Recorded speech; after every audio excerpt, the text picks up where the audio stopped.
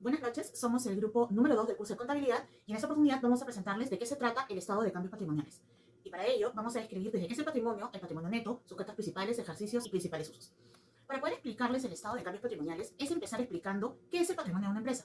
Cuando decimos patrimonio, lo primero que se nos viene a la mente son propiedades. Y sí, los bienes inmuebles son parte del patrimonio de una empresa, pero lo son también los derechos y obligaciones para que la empresa funcione de manera correcta. El patrimonio de una empresa está compuesta por los activos, los pasivos y el patrimonio neto, y es sobre este último que vamos a hablar el día de hoy. El patrimonio neto está compuesto por los fondos de la empresa y nos indica el valor de la misma en un periodo determinado. El patrimonio se calcula restándole los pasivos a los activos de la empresa. Entendiendo todo esto, ¿qué es el estado de cambios patrimoniales? Pues es una cuenta contable que evidencia, informa y detalla las variaciones que ha sufrido el patrimonio neto de un ejercicio a otro. Es decir, es una cuenta comparativa. Y para poder entender todos los cambios que se pueden dar dentro de esta cuenta, los dejo con mi compañera Kelly Díaz. Buenas, yo les explicaré sobre los cambios que pueden darse en las cuentas patrimoniales. Primera dimensión, ¿cuáles son las principales cuentas en el patrimonio? Están el aumento o reducción de capital, ajustes de ejercicios anteriores, capitalizaciones, distribución de utilidades, creación de reservas, resultados no realizados en inversiones en valores, excedente de revaluación de activos fijos. Para poder entender mejor el significado de estas cuentas, les explicaré en la siguiente PPT. La distribución de utilidades. Las personas que están a cargo de manejar la empresa deciden de qué manera se distribuyen las utilidades teniendo en cuenta los distintos escenarios. Por ejemplo, puede decidir invertir en la empresa para mejorar la valorización de sus acciones o también puede decidir no hacerlo y esperar que se generen mayores utilidades. Capitalizaciones consiste en tomar parte de las ganancias para incrementar la capital. El resultado del ejercicio se obtiene de la fórmula de los ingresos menos los gastos y esto representa el importe que ha ganado la empresa en un periodo determinado. Los ajustes del ejercicio anterior son los movimientos económicos de la empresa. Esta cuenta patrimonial permite la corrección de errores cometidos en los estados financieros de los periodos anteriores, y esto incluye los ingresos, los gastos, los pagos y los cobros. La creación de las reservas son los fondos propios de la empresa, que su finalidad es hacer frente ante las obligaciones con terceros. El excedente de revaluación de activos fijos es el proceso destinado a ajustar un valor contable de un elemento como un inmueble, maquinaria y equipo a su valor razonable. Este valor puede ser mayor o puede ser menor al valor contable. En esta PPT podemos observar un ejemplo de las causas que motivan la variación del patrimonio, que pueden ser por causas del aumento de la reducción de capital, los ajustes de ejercicios anteriores, las capitalizaciones o todo lo ya mencionado anteriormente. Gracias, ahora le doy paso. Buenas noches. Continuando por lo expuesto con mi compañera Kenny, pueden apreciar la primera PPT, donde se muestra un cuadro de doble entrada. En la primera parte muestra el saldo inicial a la apertura del ejercicio, en la parte de medio las siguientes operaciones, las operaciones que se realizan, y al saldo final al cierre del ejercicio con todas las operaciones del ejercicio. En la segunda diapositiva, tenemos las principales cuentas patrimoniales, que son el capital social, acciones de inversión, perdón, el capital adicional, reservas legales, contractuales, estatutarias, facultativas, entre otros, excedente de revaluación y resultados acumulados. Voy a detallar cada una de ellas, empezando por capital social. Podemos decir que agrupa los aportes de los accionistas, socios o participantes en efectivo o en especie.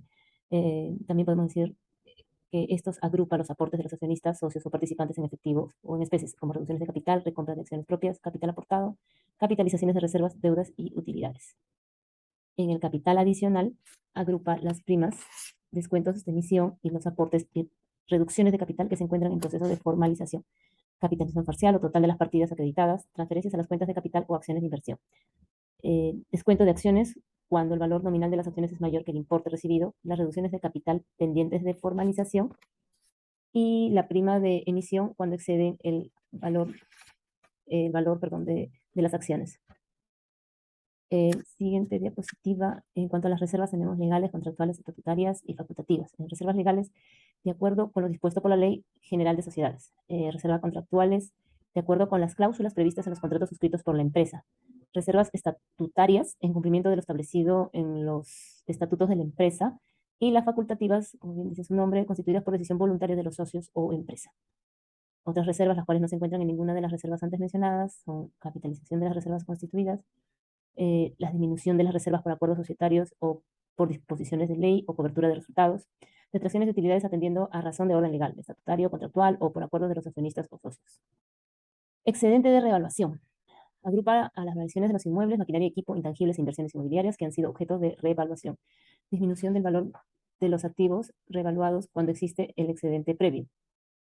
Uno de ellos, la liberación del excedente de revaluación en la proporción que corresponde al monto de depreciación o amortización del activo revaluado o el activo vendido. El excedente proveniente del mayor valor de los activos inmovilizados. También el excedente de las acciones liberadas recibidas provenientes de capitalización en las empresas en las que se invierte.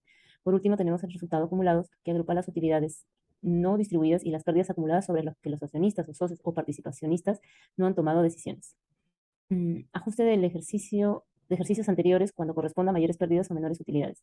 Pérdida de utilidad del ejercicio, aplicación de las utilidades como dividendos o apropiación de reservas y la cobertura de pérdidas. Esto es todo con mi participación. Gracias. Hola, soy Angeli. Continuando con la exposición, vamos a desarrollar un ejercicio en el estado de cambios de patrimonio neto. En esta oportunidad vamos a realizar el caso del Centro Médico Veterinario Animal Free. Vamos a elaborar el estado de cambio para dos periodos, el 2019 y el 2020. ¿Ok? Los montos se van a expresar en soles y como podemos observar abajo, tenemos una estructura horizontal en la cual en la parte superior tenemos nuestras partidas que vamos a utilizar. En este caso vamos a utilizar la partida de capital, acciones de inversión, capital adicional, excedente de revaluación, reserva legal y resultados acumulados. ¿Ok?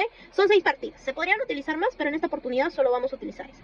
Para el lado izquierdo vamos a contar con los saldos con los que vamos a iniciar el 2019, con los que vamos a concluir, ¿ok?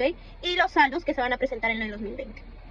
Vamos a ir registrando los datos brindados en los cuadros de la parte inferior. Vemos, como les decía, en la parte izquierda que va en lo que es la utilidad neta del ejercicio, ¿ok? Esta utilidad neta va a ser registrada en lo que vienen saldos acumulados, como pueden ver, ¿ok? Luego también tenemos lo que es la reserva legal. Este monto también se va a registrar en resultados acumulados, ¿ok? De forma negativa, ya que por normas y leyes contables se tiene que sacar obligatoriamente de la ganancia de la empresa. O sea, va a estar registrado tanto en reserva legal como en resultados no acumulados, ¿ok? Luego tenemos lo que viene a ser con la distribución de dividendos. Este monto es un monto que sale de la empresa para el bolsillo de los accionistas. Por ello, lo tenemos que registrar de forma negativa en resultados acumulados, ¿ok? El siguiente dato es emisión de acciones de inversión. Seguramente la veterinaria ha puesto a la venta acciones de inversión en la Bolsa de Valores de Lima y alguien los compró. Esos se registran como emisión, ¿ok? Seguimos en que la veterinaria probablemente tenga varios locales y uno de ellos se haya hecho algún tipo de mantenimiento, lo cual hace aumentar su valor, ¿ok? Y por ende esto vamos a registrarlo en lo que viene a ser partida excedente de evaluación, ¿ok? Y se pone como reevaluación. Las donaciones siempre van en capital adicional y los aportes de capital siempre se van a registrar en la partida de capital. Una vez que se termina, se hace la suma de los saldos de todas las partidas, pudiendo observar que el patrimonio final del 2019 queda en 250.560 e inició con 158.970. Por lo tanto, hubo un aumento de 90.650 soles.